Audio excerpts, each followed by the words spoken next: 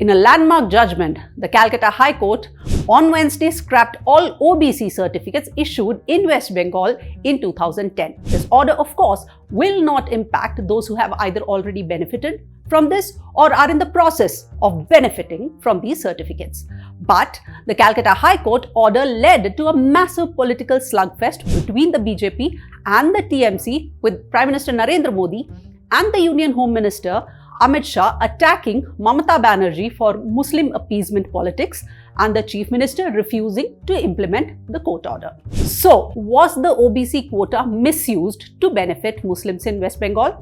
There are some parallels to this judgment by the Calcutta High Court and a similar row that played out in Karnataka over Muslim reservation. But before we get to that, let me explain how the Calcutta High Court arrived at this verdict. The Calcutta High Court on Wednesday said the Muslim community was treated as a commodity for political ends when the West Bengal government classified 77 classes of Muslims as backward between 2010 and 2012.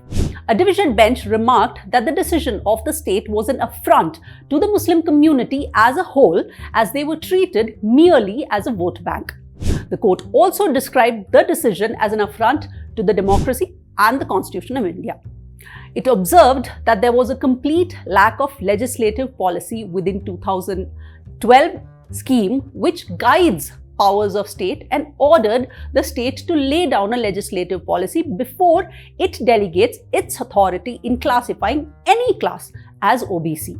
It is important to note that the court concluded that religion had been the sole criterion for declaring these communities as OBCs. The court said that the state's reliance on the Sachar Committee report to justify its argument that the Muslim community was in fact backward in the state was unconstitutional. This court notes that the Sachar Committee was constituted by the PMO under the Cabinet Secretariat.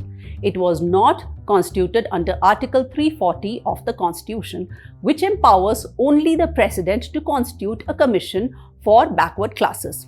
Hence, the report of the community does not have constitutional sanction or support. The court also said the data collected by the Sachar Committee was already outdated in 2010. It also rejected the argument that since Muslim community has been identified as backward in certain reports of other committees set up by the centre, they are undisputedly backward, and thus there was no need to conduct any detailed survey or inquiry about their backwardness. Now that we have understood the reasons behind the Calcutta High Court scrapping all OBC certificates, let's take a look at the parallels between a similar row that played out over Muslim reservation in Karnataka. In Karnataka, this issue is a little more complicated and has deep historical roots, with various commissions over the years affirming Muslims' status as a backward class. Political figures like Veerappa Moily and H.D. Devegowda have played significant roles in shaping Muslim reservation policies in Karnataka.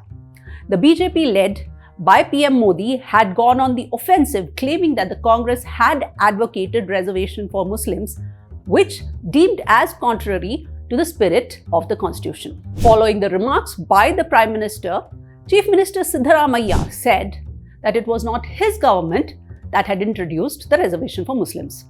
In case of Karnataka, backward classes reservation of Muslims has been in existence since 1977, and crucially, it has withstood legal scrutiny. Unlike in the case of West Bengal, in the state of Karnataka, successive backward class commissions have recognized Muslims subject to income ceiling as backward class. Let's put the reservation matrix and the politics that played out in context first. The BJP-led state government back in 2023 had announced that it would scrap Category 2B, which gave 4% reservation to Muslims, moving them to economically weaker sections or EWS. Quota of 10% meant for the poor in forward communities that do not enjoy reservation benefits, and dividing up the 4% in 2B to Vokkaligas and Veerashaiva Lingayats, hiking their reservation by 2% each. This was struck down by the Supreme Court, which said that the move was on a highly shaky ground